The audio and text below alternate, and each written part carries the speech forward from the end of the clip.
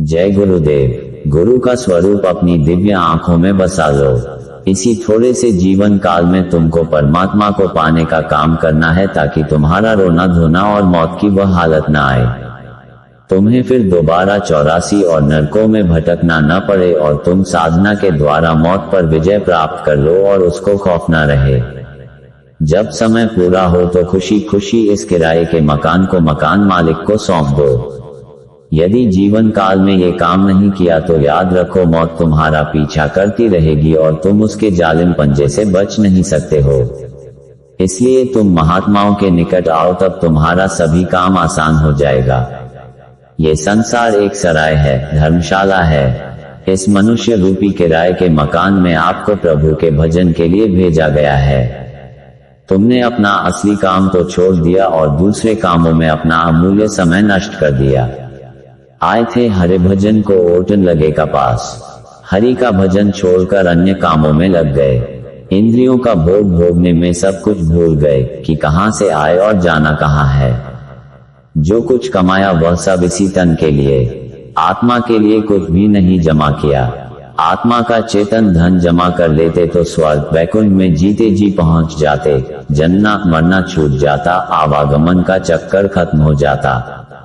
गुरु का खुश होना बड़ा मुश्किल है।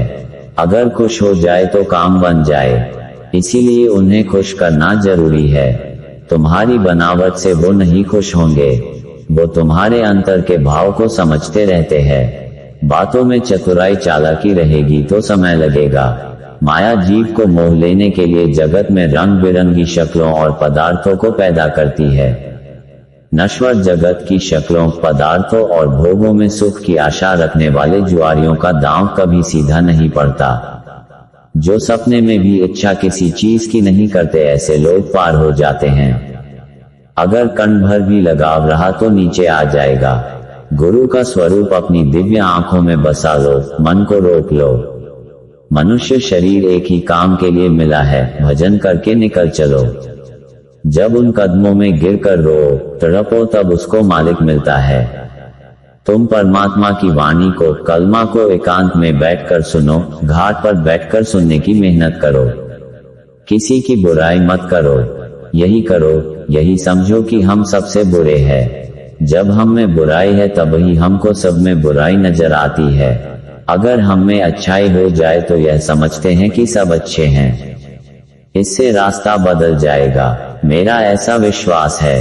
संसार में ही लगे रहोगे, समय निकल जाएगा, साथ तो कुछ जाने वाला है नहीं। इसलिए कुछ आत्मधन ही इकट्ठा कर लो, यही तुम्हारे साथ जाएगा। समय चूक जाने पर पश्चाताप करना ही पड़ता है। जो समय निकल जाता है वह फिर नहीं आता है। आप रोज दृश्य देखते रहते हो जन्म मरण का, फिर भी आपको चेतना नहीं आ रही है। आप अपना काम क्यों नहीं करते? आप ये तो नहीं कह सकते हो कि हमें भेद नहीं मालूम, रास्ता नहीं मालूम, रूप नहीं मालूम।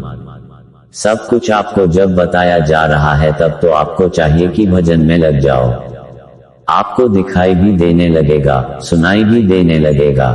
कर्मों का हिसाब हर एक जीव को देना पड़ता है, चाहे वह छोटा हो या बड़ा। परंतु जो जीव यहाँ पर गुरु के द्वारा शब्द के साथ जोड़ दिए जाते हैं, उनसे किसी प्रकार की पूछताछ नहीं होती। किसी की क्या मजाल की इस तरह अंकित हुए प्राणी का मार्ग रोक सकें। उस सच्चे मालिक की दरगाह सच्ची है, उस दरगाह में पापों दुष्कर्मों से मलिन आत्माएं प्रवेश नहीं कर सकती। जिस आत्मा पर शब्द की मोहर लगी हो वही उसमें दाखिल होने के लिए स्वीकार की जाती है। जय गुरुदेव।